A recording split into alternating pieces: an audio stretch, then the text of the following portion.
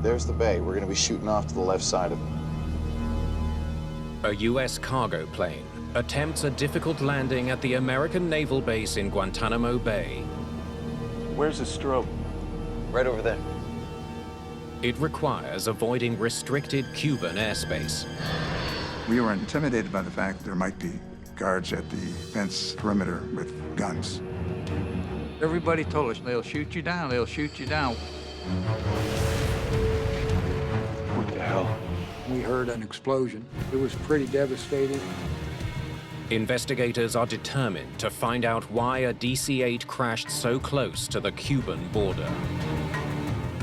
To destroy a DC-8 like that, there had to be a high-energy impact.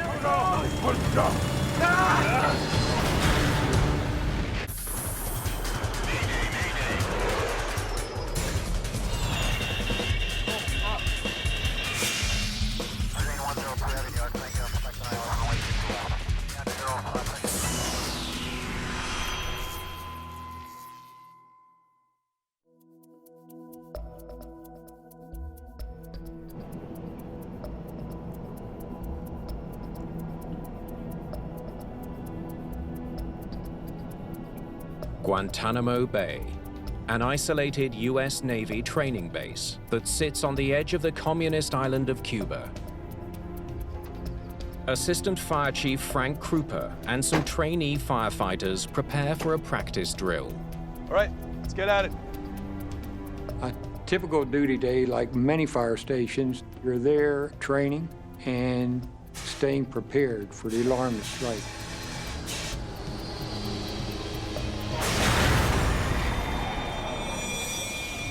We heard an explosion, enough to shake the building. I didn't see the fireball at the end of the runway.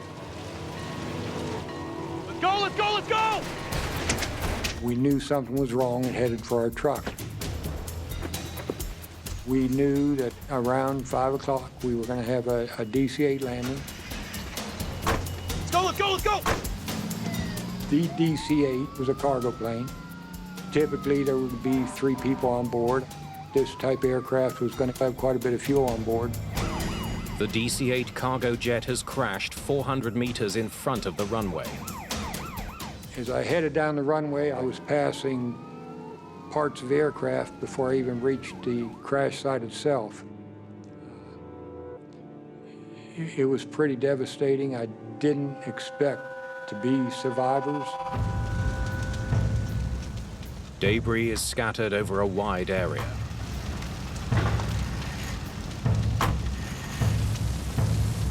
Something catches Krupa's eye. Incredibly, part of the aircraft is still intact. I realized that this was the cockpit, the forward section of the aircraft, which had broken away from the main fuselage. I decided to walk over and see what I could see. It was the cockpit had been inverted. It was heavily damaged. Help! To Krupa's astonishment, he hears signs of life. Help! I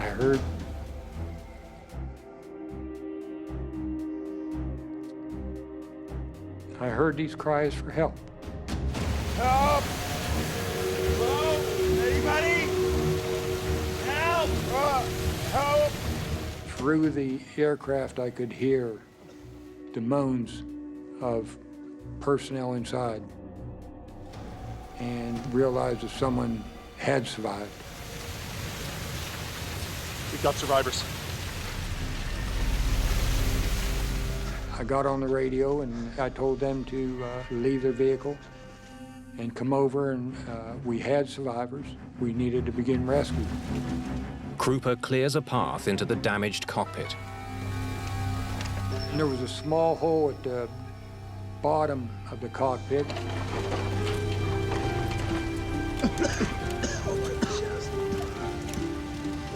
Okay, guys. We're gonna get you out of there. Just hang on. Hurry! He discovers 3 people in the cockpit, all alive, but only barely. They were all seriously injured, a lot of traumatic injury, and they were crying and moaning. Please, help!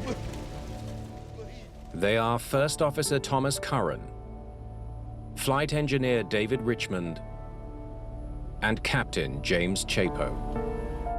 Yeah, I don't remember the exact moment of hitting the ground, no. Yeah, we were fortunate, you know. The DC-8, they say, was built to separate at the cockpit and cabin bulkhead. And sure enough, that's where it busted apart. And we rolled ahead of the airplane.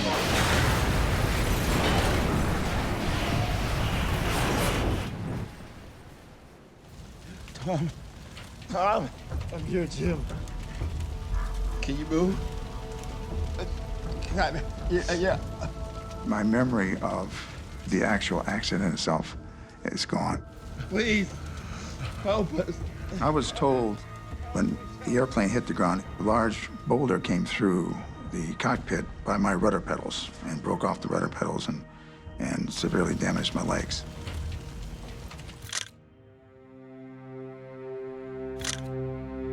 The impact and fire have obliterated the DC-8. The 3 surviving pilots are transported to hospital in Miami. We found out later that the State Department had contacted the Cuban government and received special permission to medevac these crew members right across Cuban airspace to save time to get them to Miami. Within hours of the accident, a team of investigators from the National Transportation Safety Board is on its way to Guantanamo. We got notified that there was an airplane crash down in Guantanamo Bay.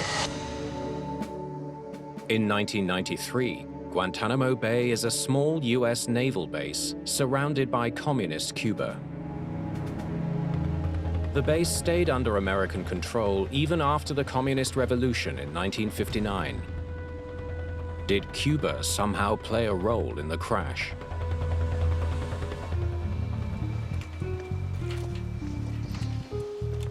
All right, let's see what we got. Greg Feith is the lead investigator for the NTSB team.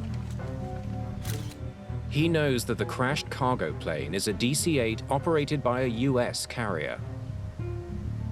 It was operated by American International Airways, which is actually owned by a company called Connie Coletta, Inc. The aircraft was operating as flight number 808.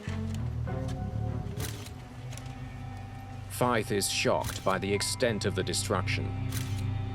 It's always a devastating sight when you see this magnificent machine spread out in pieces.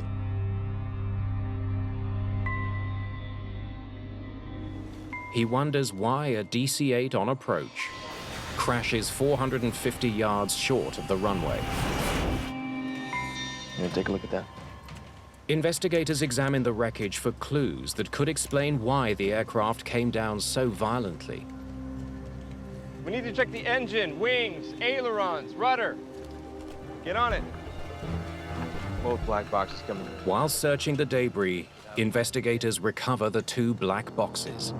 No, both slightly damaged. One of the key tools for investigators for large transport category airplanes is the cockpit voice recorder and the flight data recorder.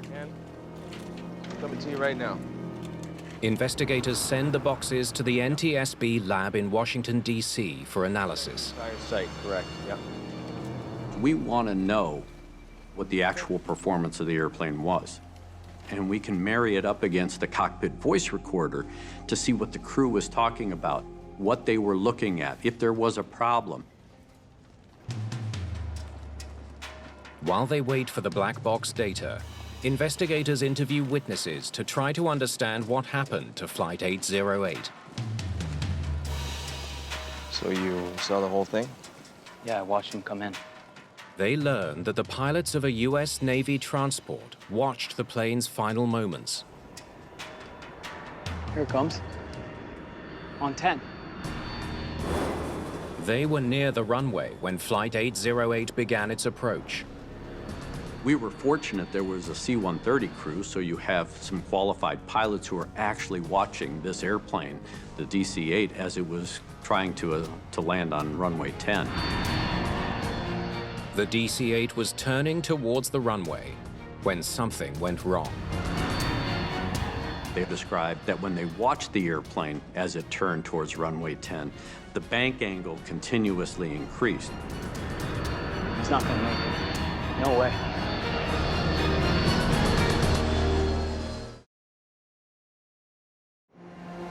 At Guantanamo Bay in Cuba, U.S. Navy pilots watching Flight 808 come into land realized it was in trouble. Come on, come on, come on. Level off, man. Level off. Normally, you don't want to be turning more than about 10, 20 degrees on final approach. They watched this airplane as it went from 30 degrees to 40 degrees to 50 degrees, 60 degrees, and they were really surprised. And then they saw the wings go about 90 degrees relative to the horizon. The nose pitched down and the airplane struck the ground.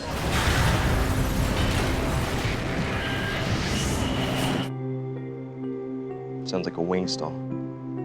Yes, sir. Sure look like it. Yeah. What the pilots describe sounds like an aerodynamic condition known as wing stall, during which the wings aren't producing the lift needed to keep the plane in the air. So you now have the dynamic. You understand how the aircraft struck the ground. Now you have to determine why. Investigators wonder if the air traffic controller who handled Flight 808 can shed any light on the crash. There was a controller trainee at the time. That trainee was the one that was talking to the crew of Flight 808. So did you pick up anything unusual in your conversation with the pilots? Everything seemed fine. Guantanamo, this is Connie 808. Connie 808, Guantanamo, go ahead. Well, except for one thing. What was that? Investigators learned that 12 minutes before the crash, the crew of Flight 808 radioed in as they were approaching the island and made an unusual request. Connie 808 requesting, we'd like to make the approach for 10 this afternoon. Connie 808, understand you'd like runway 10? That's affirmative, runway 10. They asked to change runways. The controller typically will allow the crew to make the decision as to what runway. And that runway selection sometimes is based on wind conditions or certain types of weather conditions or possibly even airspace restrictions. Guantanamo has a single runway, with aircraft landing in either direction, identified as 28 from the east and 10 from the west. Flight 808 was originally scheduled to land on runway 28. Normally, airplanes land on runway 28. It's more or less a straight-in approach, landing to the west. But then the crew requested a switch to runway 10. That approach is closer to the border with Cuba. To avoid Cuban territory, landing aircraft are forced to approach from the sea and then make a sharp turn onto runway 10. You only have 3/4 of a mile from the border fence, so trying to manipulate or maneuver a DC-8 is a real challenge. The aircraft has to approach almost perpendicular to the runway, and when they get in close, they have to make a hard starboard turn. They have to turn and dip and drop onto the runway. Fife is puzzled. Why would the crew of Flight 808 choose the more difficult approach? Did they say why they wanted to land on 10? I think it caught her attention that why would you do that when everybody else lands on runway 28, which is the easiest approach? Investigators want to interview the 3 pilots of Flight 808 about their crash, but they are still in intensive care, and they remember little about the accident. We know that anytime there's a surviving crew member or crew members, there's always the possibility that they aren't going to remember exactly what was transpiring because of their traumatic injuries. Even though the surviving crew can't offer any insight into why they flew a more challenging approach, Thanks very much. investigators are determined to learn more about what happened. They wonder about the role the pilots played in the accident. Were they qualified to fly the DC-8? Let's have a look here. Fythe studies the crew's personnel files. He learns that the captain, James Chapo, is a highly experienced pilot with over 20,000 hours of flight time under his belt. Weather's looking pretty good. Yeah, not bad. 20,000 hours is a very experienced pilot, and this captain had a good reputation. Other pilots had talked about the fact that, you know, he was very dynamic, he was a good communicator. Is there anywhere to get a bite to eat on the base? Just the chow hall, unfortunately. First Officer Thomas Curran is a former Navy pilot. He had a first officer who, again, was very experienced, 15,000 plus hours. The flight engineer, Dave Richmond, is also a seasoned pilot. These guys had to know what they were doing.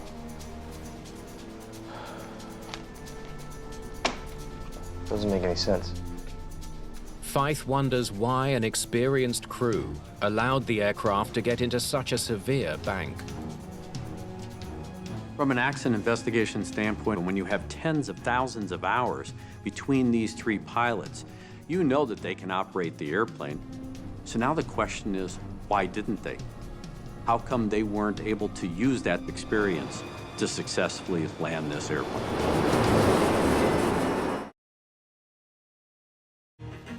Investigators still don't understand what led AIA Flight 808 to crash at Guantanamo Bay Naval Station.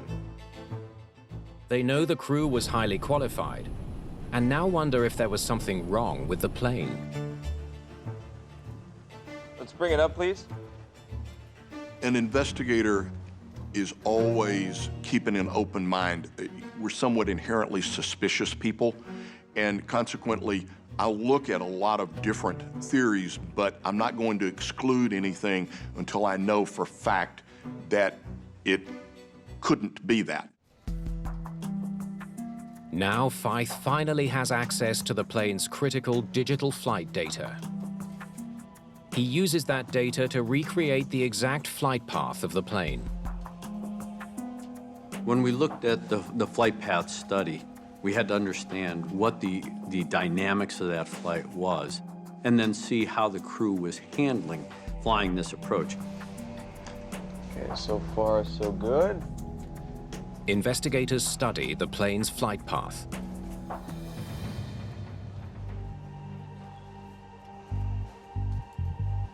Okay, let's see the proper approach.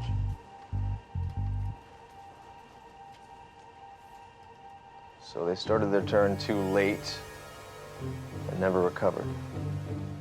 The botched turn meant the crew of Flight 808 had to take the aircraft into a steeper and steeper bank in order to get it aligned with the runway.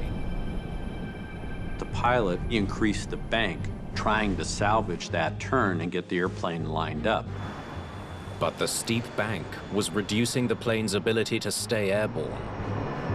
When you bank the airplane to 45 or 60 degrees, the amount of lift it's producing to hold the airplane in the air is compromised because the wings are not pointed up, they're at this high angle. Now all of a sudden the airplane gets into an aerodynamic stall at a time that you don't expect it. And because you're low to the ground, you don't have sufficient altitude for proper recovery.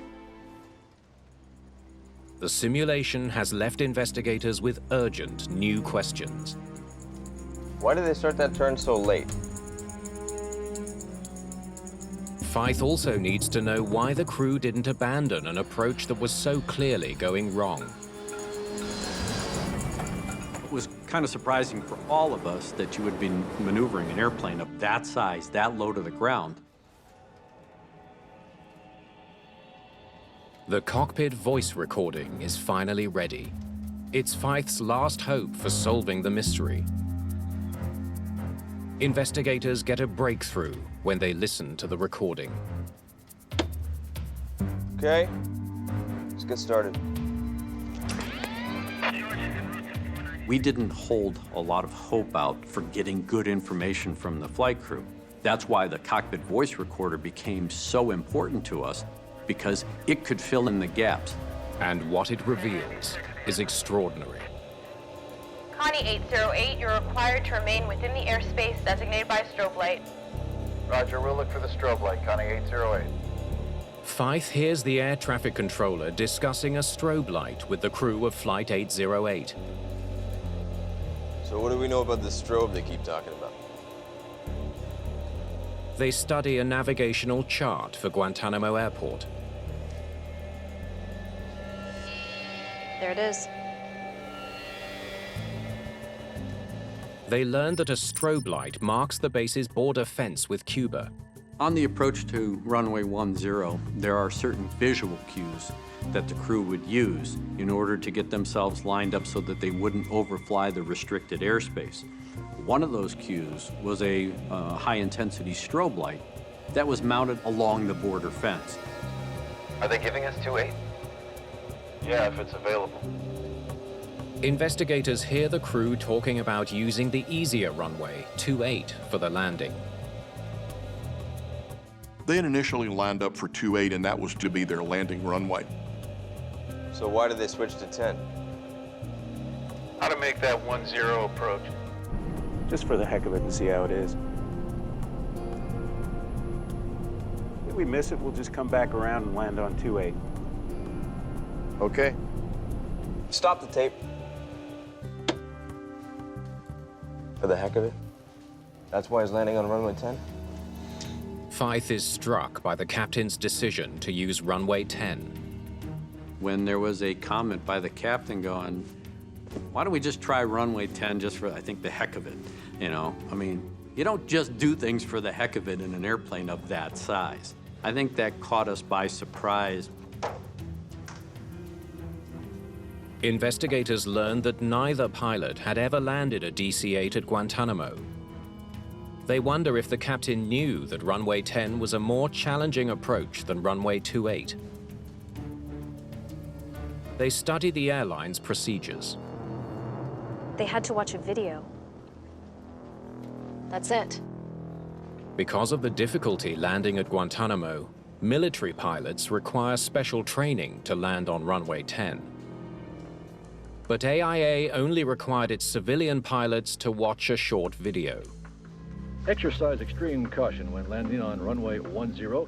Records show the captain and first officer had both watched the training video within the past year. Align your base leg just to the right of the strobe beacon. This beacon identifies the U.S.-Cuban boundary beginning at the shoreline. Landing on runway 10 was very unique. That's why the airport was classified as a special use airport, because it takes specialized training. Let's keep going. Investigators now know why the crew chose runway 10. But why didn't they abandon their disastrous approach? There's the airport straight ahead. Huh? Fife learns that as Flight 808 approaches Guantanamo, Captain Chapo is finding it difficult to get a visual fix on the airport.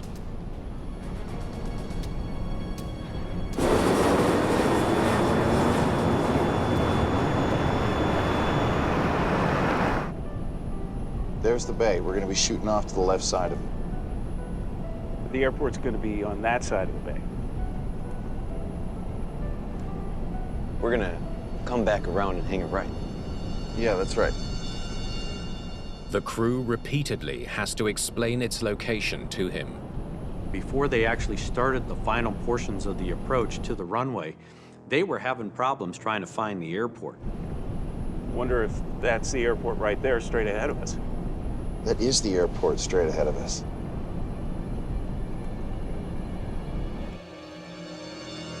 What's wrong with this guy? Wonder if that's the airport right there, straight ahead of us. That is the airport straight ahead of us. Captain seems out of it. Investigators listening to Flight 808's cockpit voice recorder can't understand why the pilots continued their disastrous approach instead of going around and landing on the other, easier end of the runway. You're at 1,400 feet. You want to get all dirty and slow down and everything? Oh, I will, yeah. The first officer tells the captain they're low enough to extend their flaps and gear, which will slow the plane for the approach. I remember as we were approaching the shoreline, we were intimidated by the fact that we were told that there might be guards at the fence perimeter with guns. To avoid Cuban airspace on the left, the plane must make a tight right turn. The runway's right there, man. Yeah, I got it. Yeah, I got it. We're gonna have to really honk it. Let's get the gear down. All right.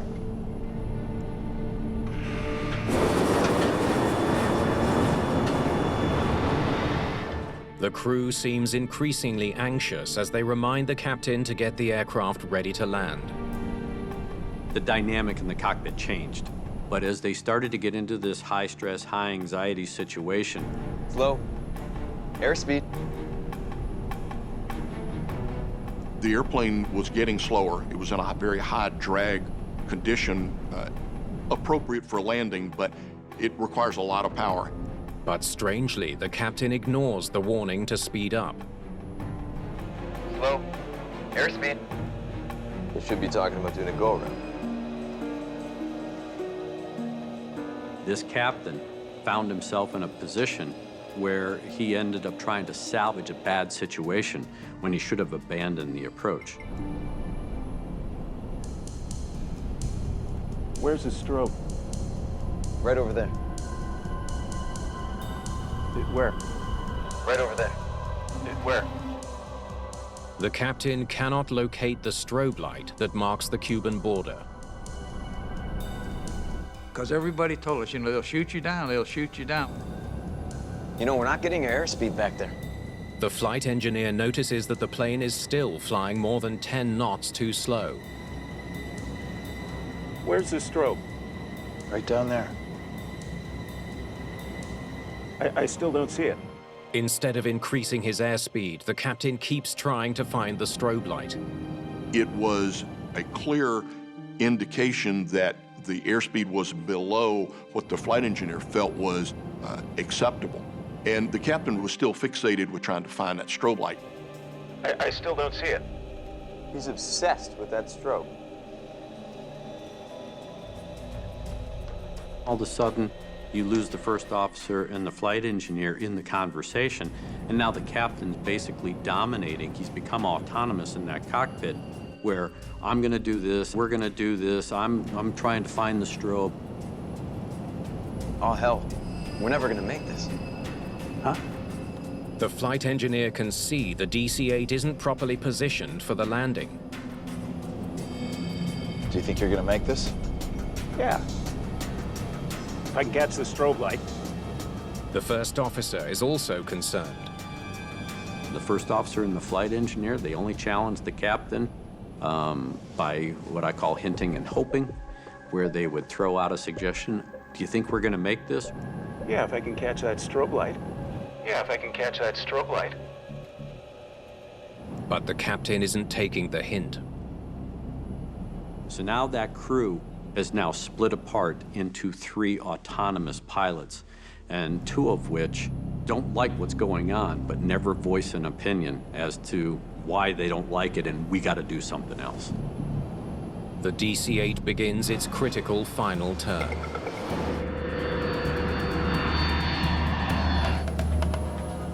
But the captain still can't see the runway. He realizes he must have begun the turn too late. To compensate, he makes the turn even steeper. It was about double what airline passengers would experience in a routine passenger flight. Maximums normally around 30 degrees. This was going to require something near 60 degrees to be able to make the airplane turn quickly enough, and they're going to do it at low altitude. The plane needs an airspeed of 147 knots to stay airborne in the tight turn. Watch. Keep your airspeed up. The flight engineer is probably the one that has the largest picture view of what's going on. If somebody said, we're not going to make this, that would be a clear red flag warning. 140. They need another 7 knots of speed. Suddenly, the flight computer activates a stick shaker warning. 55-degree bank, you get a stick shaker. It's a warning that shakes the control column to notify a pilot of an imminent stall. Stall warning. I got it. Stall warning! Stall warning! I remember the stall warning. And everybody put their hands on the throttles and pushed the throttles up to full blast. Max power! I got it! Back off! There was a delay of several seconds before the power went up, but we were only about 350 feet when the airplane stalled, so there was only a couple of seconds to recover anyway. There we go! No! There we go! No! He completely tuned out his crew. Investigators are struck by the captain's peculiar behavior, his hostility, his fixation on the strobe, and the way he ignored his crew's warnings. We knew that there was some bad decision-making going on in this particular cockpit. We knew that there were some attitudes that had started to come out during the latter portions of the approach. We knew that communication had broken down, and the question was why. This new evidence turns the focus back on the pilots of Flight 808. Investigators will need to look beyond their stellar track record to see what they can uncover. Okay, let's find everything we can out about these guys.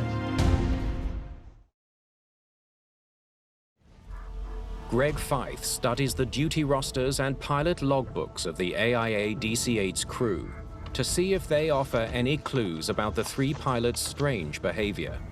What have we here? As part of looking at the performance of the flight crew, we typically do a 72-hour look back at the crew. What have they been doing in the last 72 hours? So you look at their time off, you see when they came on duty, you see what kind of flying they had done just prior to the accident. Feith learns that the day before the crash, the crew started flying from Dallas-Fort Worth at midnight and flew all night. They crossed the country before arriving back at their Atlanta base just before 8 a.m. It's called the backside of the clock flying. That is flying at night, which the typical cargo haulers do.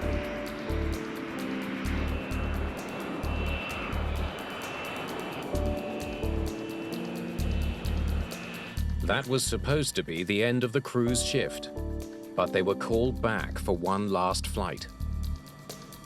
Guantanamo Bay, here we come. Nothing more I'd rather do. I can think of a few things. By this point, the crew members have been awake for about 15 hours each. In the last 48 hours, the captain had only 7 hours of sleep. I was not particularly enthusiastic to go out for another 7, 8 hours of flying. I'd much rather have gone home and get a good night's sleep and a home meal.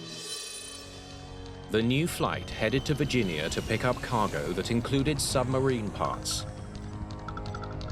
They wanted us to go to Norfolk and then go to Guantanamo Bay, unload, and then fly back to Atlanta. Could the lengthy duty time have impaired the pilot's performance to the point they crashed their plane? It's real easy to write it off as pilot error, saying they screwed up, they didn't maintain airspeed, they stalled the airplane, they crashed the airplane. But that doesn't tell us the whole story. Investigators asked NASA for help in analyzing the sleep patterns of the DC-8 crew. Thanks for helping out with this. Mark Rosekind leads that effort. He's the head of NASA's Fatigue Countermeasures Program. We knew that fatigue was a risk, so we knew bad stuff was already going on in flight.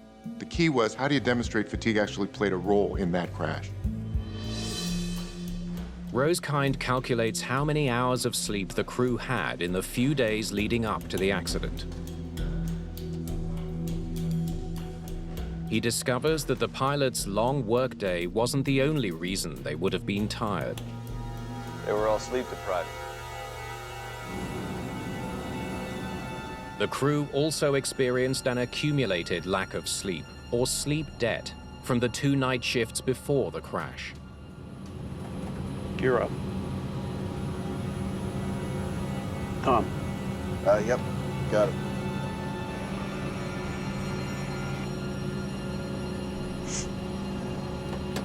What most people don't realize is that when you lose sleep, it actually builds into what's called a sleep debt. And you should think about that just like a bank account. It's like going in the red. The captain's sleep debt was large. He had only 15 hours sleep in the previous 72 hours. Magnifying the effect of fatigue and sleep debt were the crew's biological clocks, known as circadian rhythms.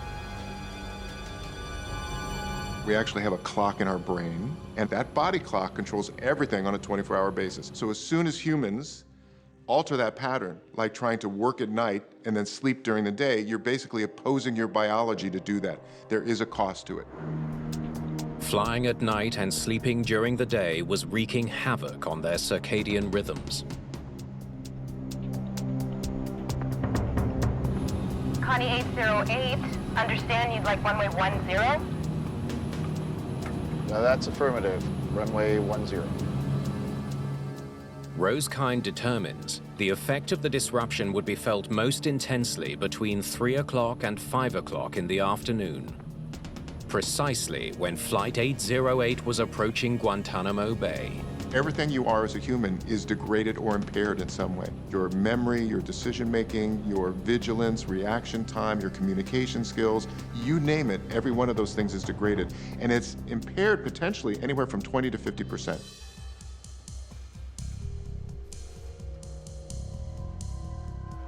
Again, and again, and again, and again.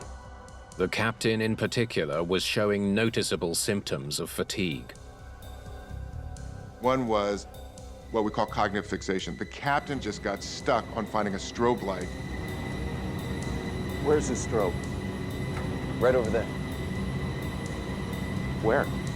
And he kept saying, if I can just find the strobe light, if I can just find the strobe light. Oh, hell. We're never gonna make this. Huh? All 3 pilots were suffering from the cumulative impact of fatigue, a very long shift. Do you think you're gonna make this? Sleep debt. Yeah. And disrupted circadian rhythms. Even one of them could have put him at risk, but it was the whole crew, really, that was suffering from fatigue at the time of the accident. What investigators have uncovered raises a disturbing question. Why did a sleep-deprived crew suffering from fatigue accept the last-minute flight to Guantanamo?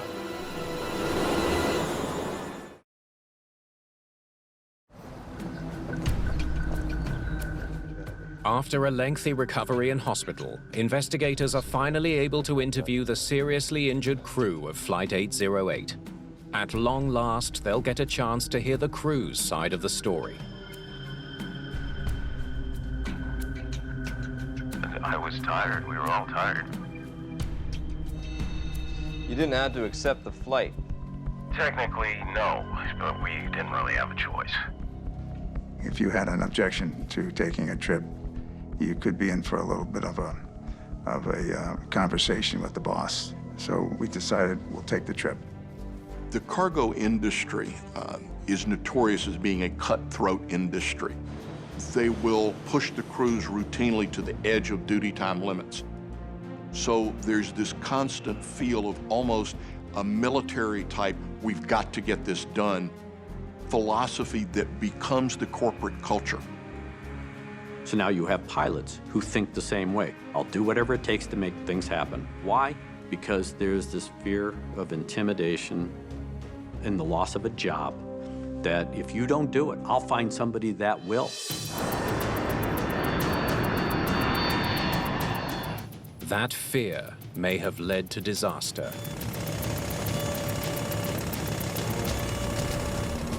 Stall warning. I got it. Stall warning! Stall warning! Max power! I got it! Back off! There it goes! At the very end, things happened very rapidly. We were too low, and our reactions were too slow. and I should have turned it over to Tom, but I was already just sort of out of it.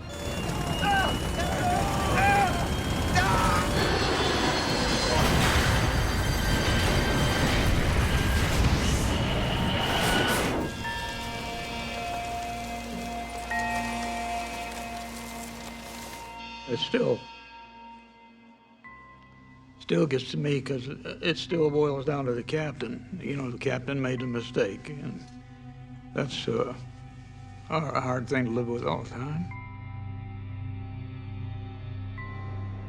Investigators discover one final tragic piece of the puzzle. The strobe Captain Chapo spent so much time looking for wasn't even working that day. And no one had told the controller that the strobe was down.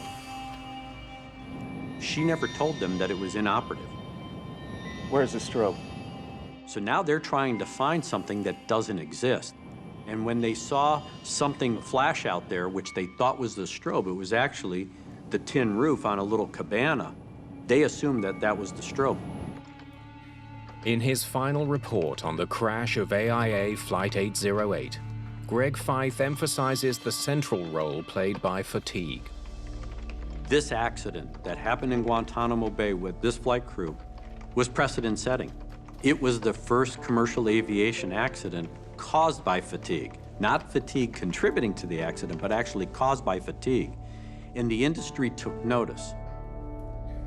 A quarter century after the accident, Captain Jim Chapo and First Officer Tom Curran finally meet the man who brought them out of the wreckage, firefighter Frank Krupa, who was decorated for his work that day. Hang on. Just hang on. Help us, please. Get us out of here, please. I know these old guys. Let me hug you. Thank you so much for it. So you're the man. Well, I'm one of them. Good deal. I'm representing the crew. Right. Yes, it was the worst aircraft crash I've been on, but the guys survived. And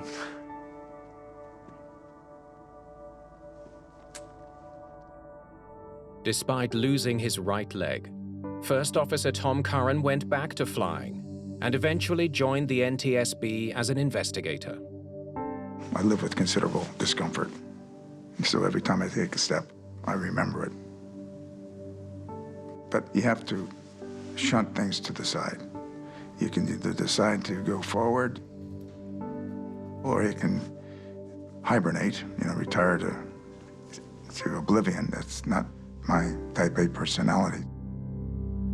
Captain Jim Chapo suffered back injuries in the crash and never returned to commercial flying. You know, I think about those things a lot, and I would want people to realize it can happen to them. If you're fatigued, call it in and just stick with it. Flight engineer David Richmond, who was badly injured, regained his health and went on to captain commercial cargo flights.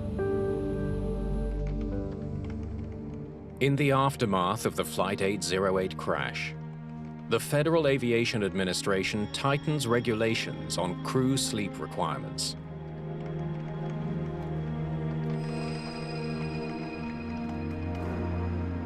And mandates airlines to take into account the latest sleep research as they manage pilot rest times. Today we have much more scientifically bound crew duty time limits. As an industry, we're better about all of those today, but we can still improve, and we should.